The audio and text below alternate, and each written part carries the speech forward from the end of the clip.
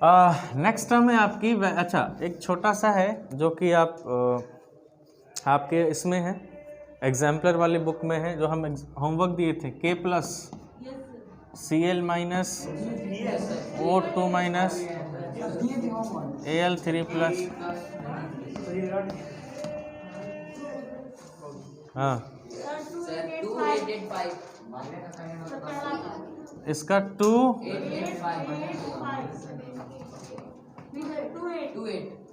8 10 10 18 10 और 18 पोटेशियम है बेटा। अरे आप भी दिए हैं ना। अच्छा सर, इसका होगा 2 8 8 सर, 2 होगा लास्ट में, 2 नहीं होगा, 1 होगा सर, 1 होगा सर, और नहीं पोटेशियम सर, हो गया। अरे अंश पढ़ रहा है, होइबे नहीं करेगा। वाह, तुम्हारी जिंदा दिली को सलाम, वाह। इसका बताओ,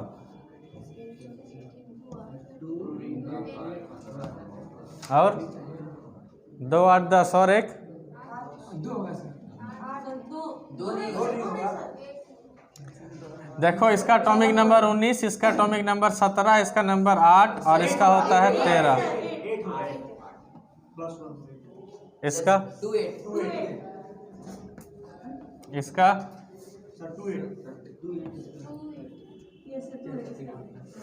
तो तुमसे कोई बोले कि बताइए क्या दो एटम का इलेक्ट्रॉनिक कन्फिग्रेशन सेम हो सकता है, तो आपको कहना हाँ हो सकता है, अगर वो आयंस हो तो, और करके दिखा देना। क्लियर है? और हम इस तरह में ही होगा ना। तुमसे पूछेगा कभी कभी क्वेश्चन ये पूछता है, बता Na और Na प्लस में क्या अंतर होता है।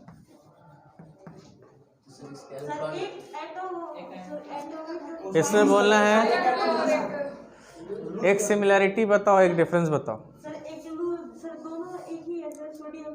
एक कुल एक ही एलिमेंट है। अच्छा, एक सर एक कुछ भी नहीं करेगा, और एक सर लूज करेगा। और अगर साथ में इसको जोड़ दिए तो सर एक गेन करेगा, लूज करेगा, सर एक कुछ नहीं करेगा, एक गेन करेगा।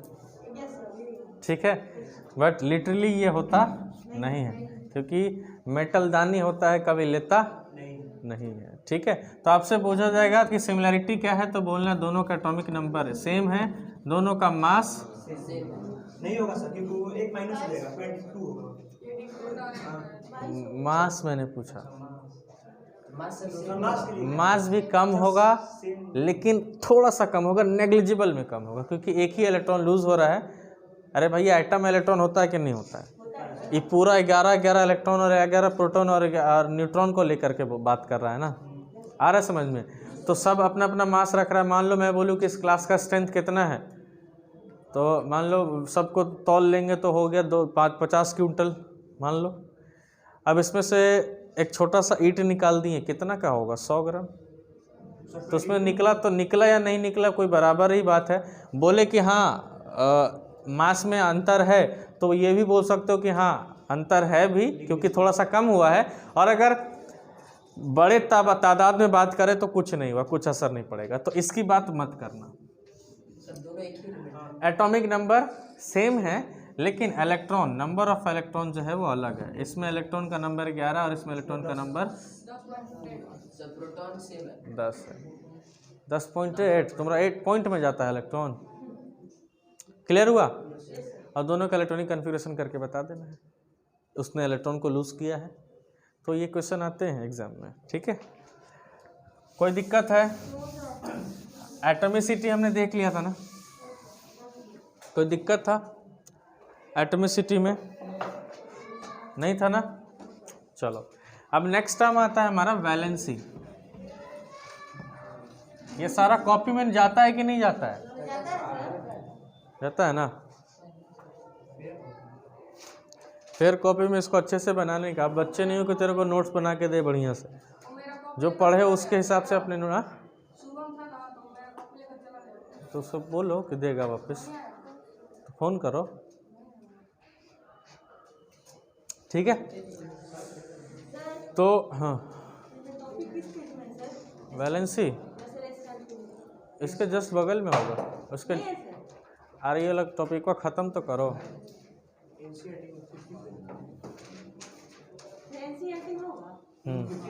वो भी लाया है। अरे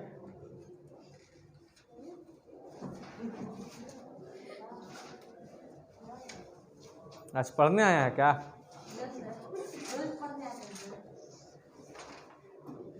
ठीक है, वैलेंसी क्या होता है समझो। वैलेंसी अगर हम लिटरली बात करें, ठीक है, तो वहीं देखते रह जाओगे। सिनेमा में आए हो ना तुम लोग, बड़ा बड़ा जाओगे ना IITN लेवल पे, LN जाओगे ना, तो तुम लोग वीडियो ही देखते रह जाओगे। वहाँ ऐसे ही होता है, एक DSLR लगा हुआ रहता है, वो रिकॉर्ड करते रहता है, वो बेचता है उसको वीडियो को। और तुम्हारा ऐसा लड़का जो सोचता है कि एकदम IITN बन के आएंगे वहाँ से, वो वीडियो रिकॉर्डिंग देखने में, और कुछ तो वहाँ बैठ के दाएं और बाएं करता है कि हाँ सर थोड़ा सा इधर बोर्ड इधर हो गया, खूब खुश, बाप रे बाप। चल, इसको बोलते हैं कंबाइनिंग कैपेसिटी।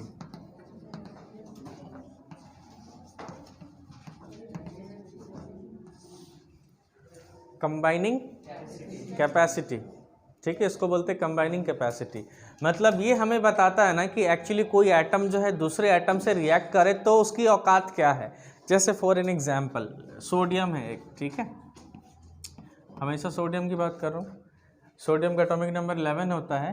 अब देखो इसका अगर इलेक्ट्रॉनिक कन्फिगरेशन करे तो होता है 281, यही होता है ना।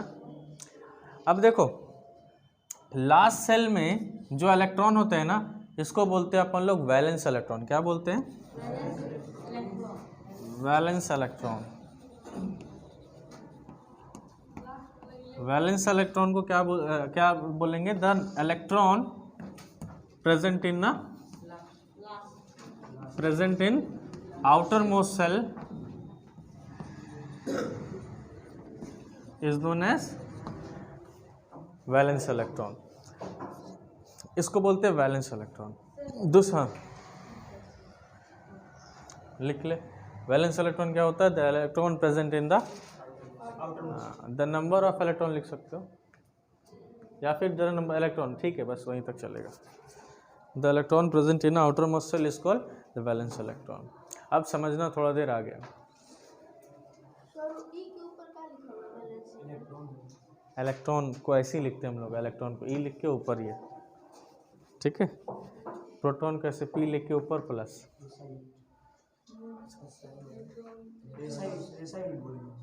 अरे उसको डिनोटेट कर, डिनोटेशन है।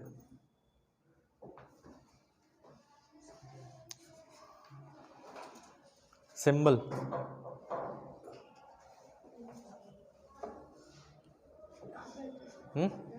क्या है? किताब नहीं है क्या? तो ऐसे ही बैठा है। हाँ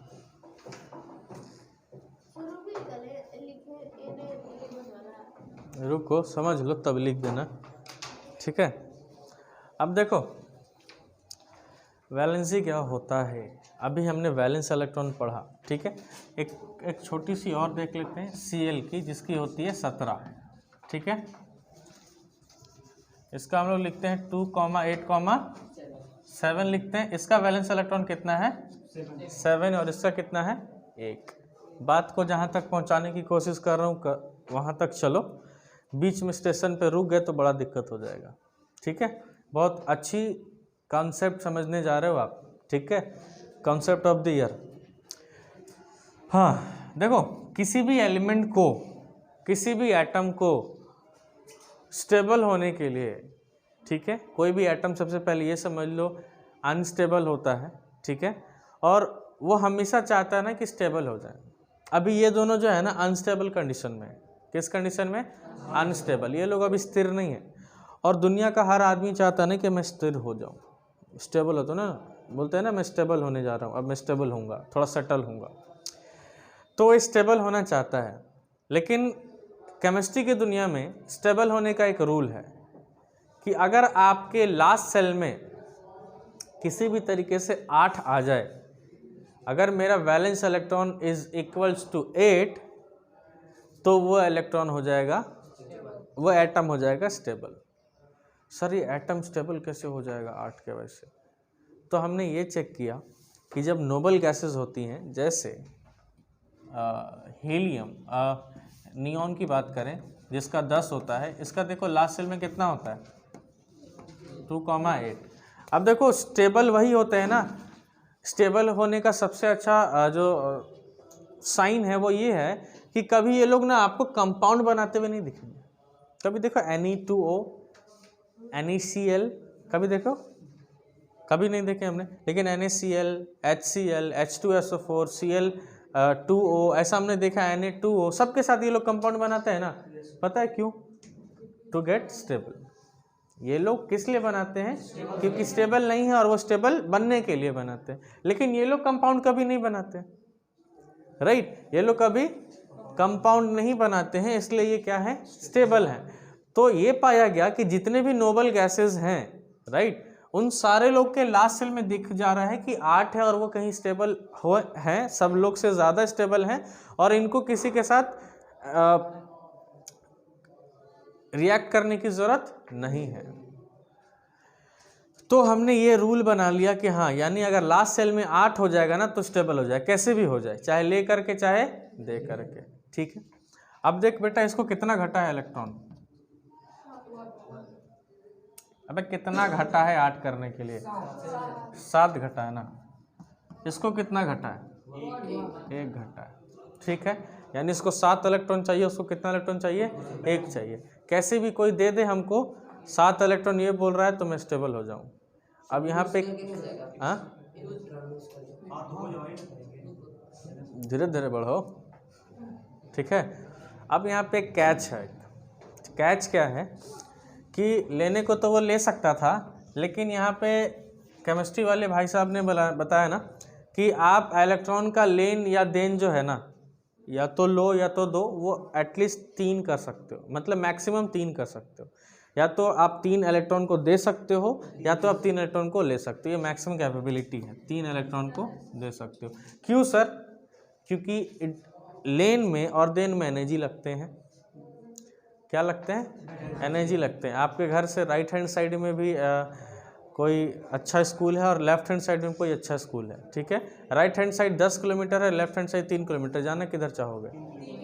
3 किलोमीटर ही जाना चाहोगे ना, राइट। और ऐसा है ना कि आपके स्कूटर में जो तेल है ना वो 3 किलोमीटर ही चलने के बराबर है, तो अल्टीमेटली तेरे को वहीं जाना है, राइट। खैर वो कैच था यहाँ, कोई बात नहीं, फिर से समझो क्या बोले मैंने बोला कि एटलीस्ट आप हमेशा आप 3 इलेक्ट्रॉन को ही डोनेट कर सकते हो या 3 इलेक्ट्रॉन को ही ले सकते हो, ये आपके लिए रूल है। उससे ज़्यादा करोगे ना तो आपको एनर्जी ज़्यादा खर्चा करना होगा, ठीक है। ऐसा कोई हार्ड एंड फास्ट रूल नहीं कि 3 ही लेन देन कर सकते हैं। प्रॉब्लम ये है कि आपके पास एनर्जी चाहिए 3 इलेक्ट्रॉन को लेने और 3 इलेक्ट्रॉन को देने में। तो तू बेटा अगर 3 इलेक्ट्रॉन से ज़्यादा लगाएगा तो ज़्यादा एनर्जी लगेगा ना, तो क्यों ना हम 3 ही इलेक्ट्रॉन खर्च करें। वो तो हमको सुविधा दे दिया है, लेके भी और दे के भी।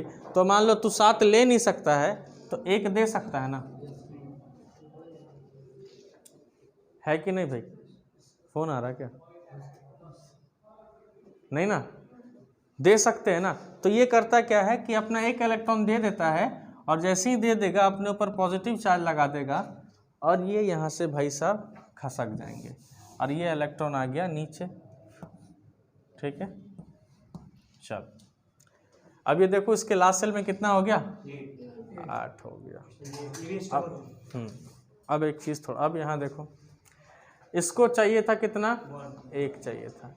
तो ये क्या कर रहा है? ये लूज करेगा तो प्रॉब्लम इसको, क्योंकि 7 हो जाएगा, लेकिन ले तो सकता है ना क्योंकि 1 वाले में है। तो ये कहीं से 1 इलेक्ट्रॉन और जो ये वाला है ये कहाँ जाएगा? इसमें ले लेगा और ये जो है 7 से चेंज होकर के बन जाएगा 8। अब ये भी स्टेबल हो गया, लेकिन इसके ऊपर कौन सा चार्ज आ जाएगा? माइनस चार्ज आ जाएगा। कोई दिक्कत है? अब देखो वैलेंसी को हम लोग कंबाइनिंग कैपेसिटी क्यों बोले हैं, तो देखो इसका वैलेंसी क्या होता है। देखो थोड़ा सा बस आगे चल रहा हूँ, ठीक है, जस्ट वेट फॉर मिनट।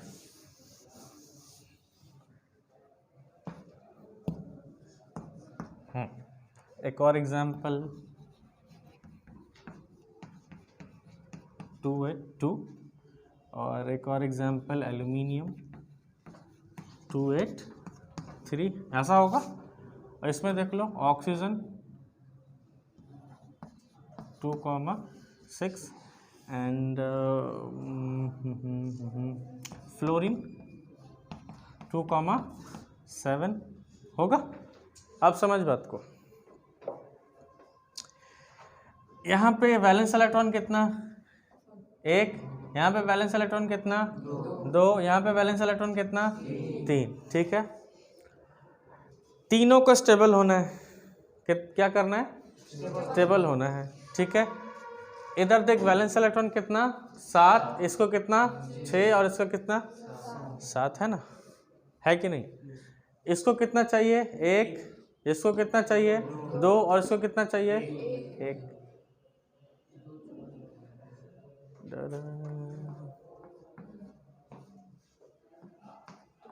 कितना चाहिए, 3 चाहिए ना। अब देखो ये 1 ले लेगा और 1 ले लेगा तो इस पे कितना चार्ज लगाएगा, इसका वैलेंसी होता है -1। इसको कितना चाहिए।